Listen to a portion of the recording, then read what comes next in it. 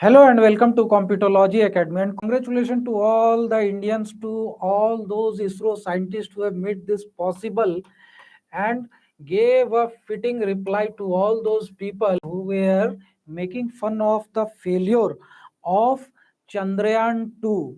Although it was more than 80% successful mission and only the landing was the issue with the Chandrayaan 2. However, many of the people were mocking it and making fun of it, but the ISRO scientists have given them a fitting reply, and it is a very great thing to cherish with, because India has made a history by landing the Chandrayaan 3. The soft landing of the Chandrayaan 3 was successful at 6:04 p.m. on 23rd of August 2003, and this is the greatest achievement, and we will look at why it is so important and why it is being said by many of the people, like the scientists, some of the scientists who are of Indian origin and working at NASA. They were saying that this is a thing to celebrate more than that of winning a World Cup in cricket. So that was the reply. They were saying that the NASA is also appreciating this commendable job of ISRO, and there were various things which we should celebrate for, because this was the first mission by any of the space research organization which landed on south pole of the moon. These are the key informations which should be kept in mind, right? So that you should appreciate the work of the ISRO scientists. So this is the first in of any of the space research mission that is capable of, that have landed on the south pole of the mission, and India is the first to do so. Till date only three nations have reached out to the moon. One of them is United States of America, one is Russia, one is that of China, and the fourth country which has reached to moon is India. And that too, none of the other three had reached to the south pole of the moon. Only India is the nation, India is the country which has reached to the south pole of the moon, and it landed at 6:04 p.m. on 23rd of August 2023, and it is the least expenditure. The expenditure incurred on this mission was least of any of the space research mission which had been done for the expedition on moon. So even we know about the Luna 25, or which crash landed and it was an unsuccessful expedition. However, it was of the cost of to the tune of 1600 crores. However, our Chandrayaan 3 costed only 600 crores. So this is again a great achievement, that although it took too much of time, because we don't have that much of capable rockets which can straight away reach out to the moon. So we had used the slingshot method to reach out to moon, and through this the cost incurred on this mission was very low, that is of the tune of 600 crores. And many of the people in India, even many of the haters are there also, so they were saying that why to incur this much of money on these kind of things. So these things are too much valuable in future. So this was a cost effective mission, and the payload was Pragyan rover that will conduct various scientific studies, and these scientific studies are having a value which is more than that of 600 crores, that will lead to the generation of the information is also a very costly thing, right? Many of the research have been done to get the knowledge about various things, and one among them is the space research also. Many of the nations are spending too much of money to know about the space, to know about the earth's interior and various other things, like. So here, what it will do, what the Chandrayaan 3 will do, what its rover will do, that Pragyan rover will do. So first of all, it will do the research for 14 days. 14 days, the time period for which there is a daytime, the sunlight will be available over there on the moon. So the solar panels of the Pragyan rover will harness the energy, solar energy from the insolation that will be there on the moon, and thereafter it will conduct various scientific research, right? So one of the scientific research payload is chaste, that is Chandra's surface thermophysical experiment. So this payload will study the thermal attributes of the surface of the sun. What is the temperature, what is the diurnal range of temperature, and the stored energy on the surface of the moon, that is due to insolation and other things. The overall temperature, etc., will be studied by this CASTA, right? Next is measurement of the thermal properties of the lunar surface near the polar region. So it has landed on the south pole, and in the polar region it will study the thermal properties of the lunar surface. It will measure different temperatures, temperature range, surface temperature range, thereafter the atmospheric temperature range of the moon. All these studies will be conducted by this CASTA payload. Thereafter, there is a spectrometer to study the surface of the moon, and this spectrometer will study the composition of the moon. What are the elements that are present on the surface of the moon, like in the crust of the moon? It may be nickel, it may be magnesium, potassium, whatever it is. So these things will be studied through this spectrometer. This will study the surface of the moon, and thereafter its composition, overall composition will be studied, its chemical composition and the various other things.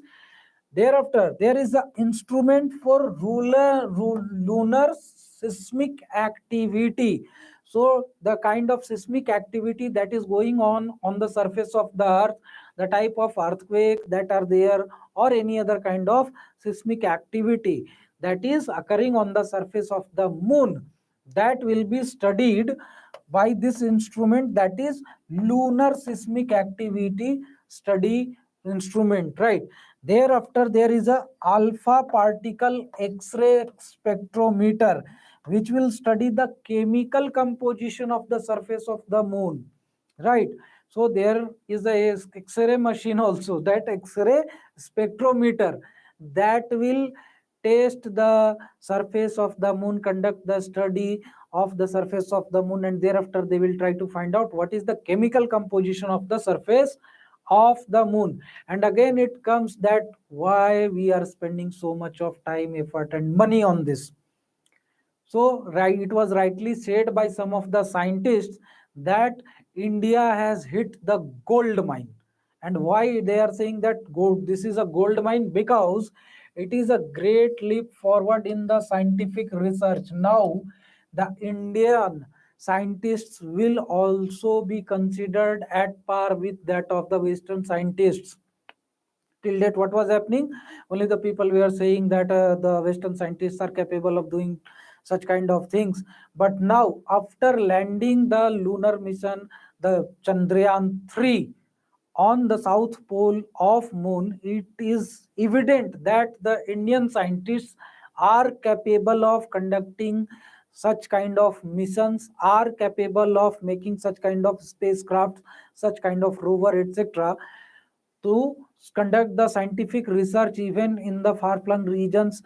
But if you want to say that the NASA had acclaimed that ISRO is capable of doing such kind of expeditions right at the time when India had launched the Mars mission. After that, the Chandrayaan 2, it was around 80 to 85% successful mission. Only the landing was not according to the expectations. But what happened?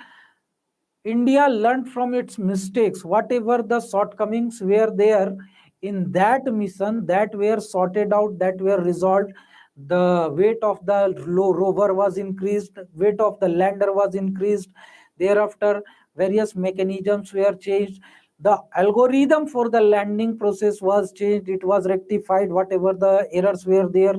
Thereafter, the overall propulsion system was also upgraded, and its fuel that was stored to deboost the lander was also increased, so that there should be availability of the extra deboosting fuel, so that it can do the landing quite easily. The soft landing should be anyhow occur over there. It should not get restricted, or it should not fail due to the lack of fuel. Such kind of mistakes were rectified. Such kind of things were learnt by the Indian scientists during the expedition of Chandrayaan 2. And this is the best part of India.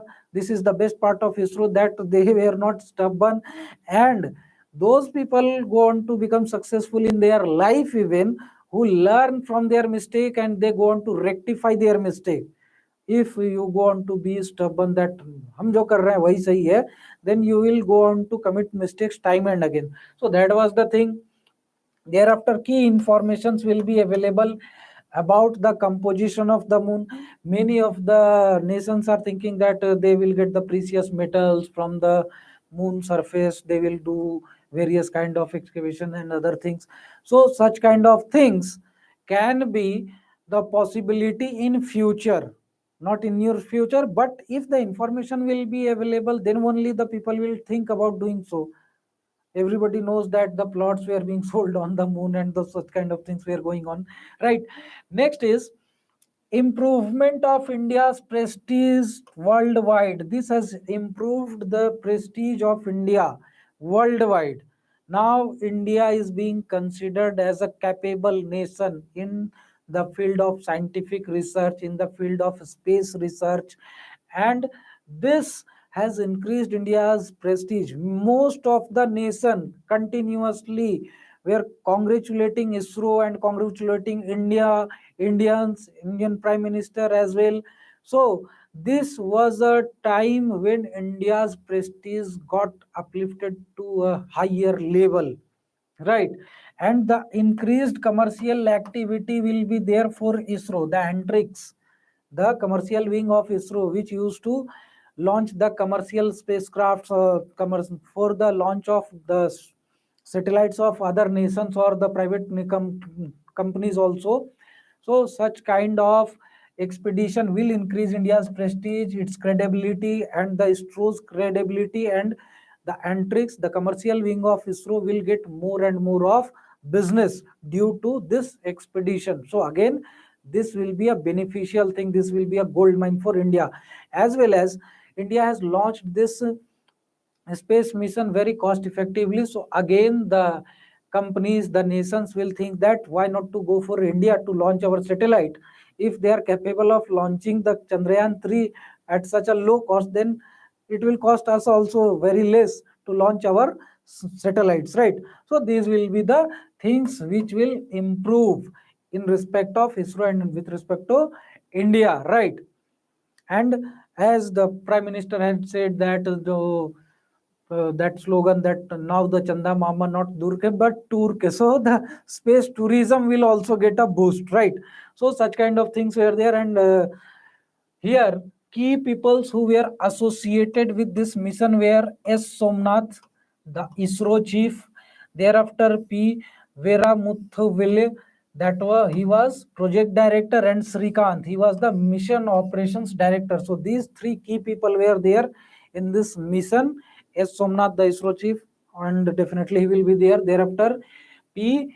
Veera Muthuville, he was the project director. He, under his direction, the whole project was being conducted, and operations director, mission operations, was being directed and orchestrated by Srikant. So these were the three key people who were associated. In fact, all the ISRO was associated, but these three key people were looking after and were responsible to make this mission successful. Under their brain and mind, this whole thing was going on. And here one more and last information, that we have published our books for UPSC in English medium also, in Hindi medium also, as well as our books are available in JPSC English medium and Hindi medium also. So if you want to get the materials, study materials, then you